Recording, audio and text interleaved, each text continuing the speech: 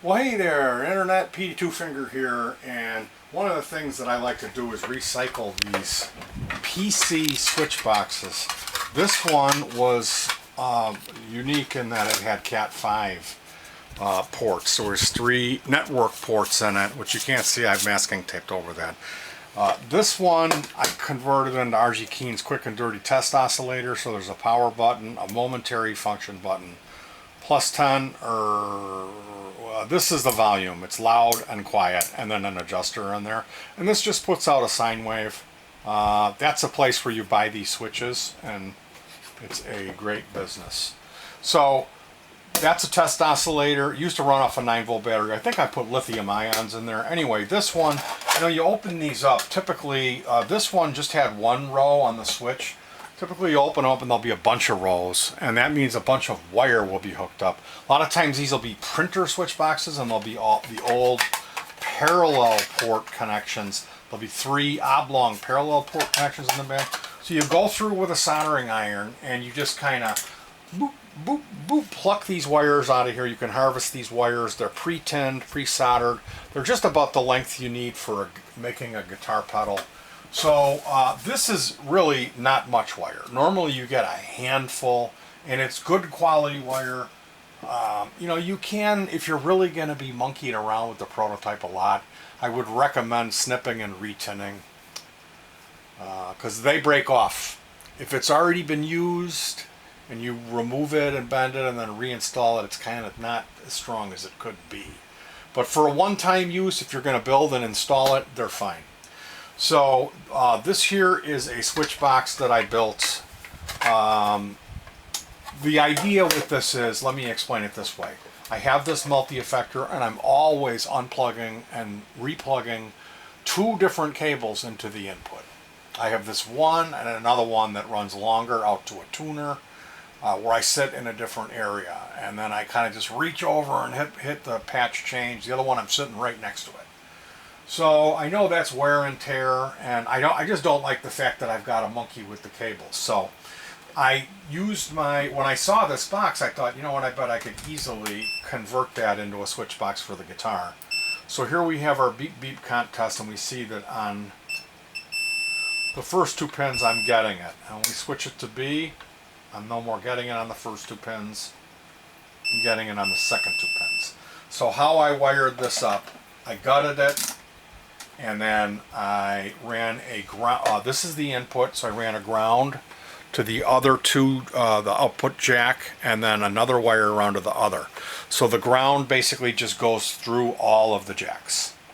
There's an input and 2 output jacks. These would be like A and B, you could think of. I just haven't labeled them yet.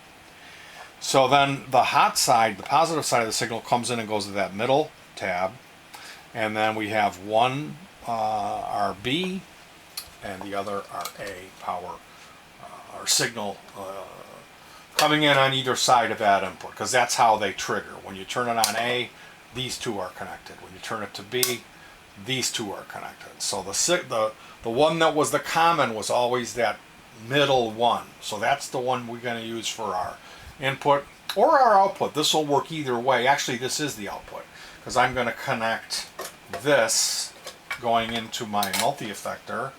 Pretend that's the multi-effector, and my 2 guitar cables are going to come out here. That way I can just, oh, you want to play through that cable? Hit this switch. Oh, you want to play through the long one with the tuner? Hit that switch. And I don't have to unplug anything. So to demonstrate this for you real quickly, I have a couple little miniature amplifiers. These aren't my only amps. I don't want to be known as the guy who plays through mini Marshalls. Although they are very fun little amplifiers, I prefer something with a 12-inch speaker or an 8, at least an 8.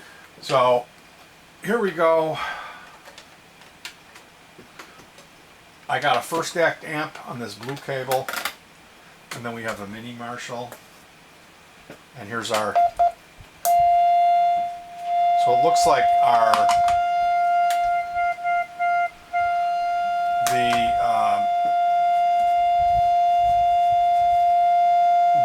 channel B right now is on the first act, and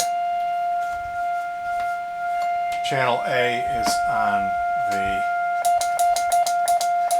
So there you go. That's how I made this switch box, which is going to be a handy thing for me. Yes, I realize I'm losing a little bit of a decibel. To me, it's so much more worth it to... and besides, I have a buffered effect on the one line. And the other line is for writing songs. It's a little mini practice amp with a clock radio Bluetooth thing. It's got more bass. The practice amp didn't have any bass.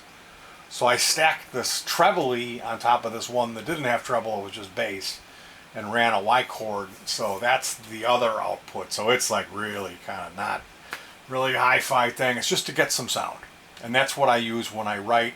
I pick up this guitar next to me, play through it.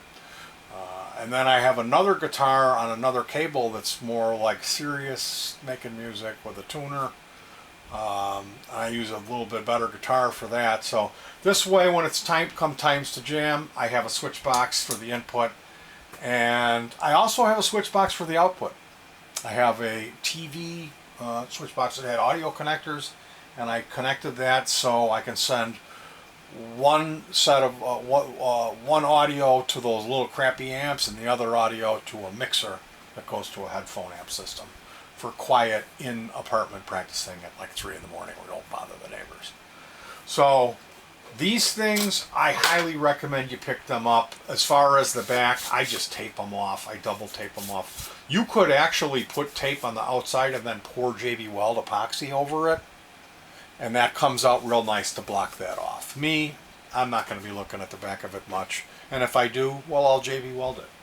So that's the do-it-yourself switches. Hey, check this out before I let you guys go. This is an old little record player that I got at Goodwill. And I worked on this early into the morning yesterday, and I think the tube failed. I had it working in the store, and then I went ahead and converted it into a guitar amp and put a 3-prong cable on it. But here's this, it's a one tube wonder, and it's got this black stuff all up in the tube, which I'm not sure if that's normal, if that means this tube doesn't work, but yeah, it's got a transformer here, an output transformer that I mounted here, and I gave it a more modern, like a woofer style speaker, and then an input jack mounted in the back, and I gave it a 3-prong ground. So I've got this, it's a 25CA5 tube on order, and we'll see, maybe I'll be able to get this going.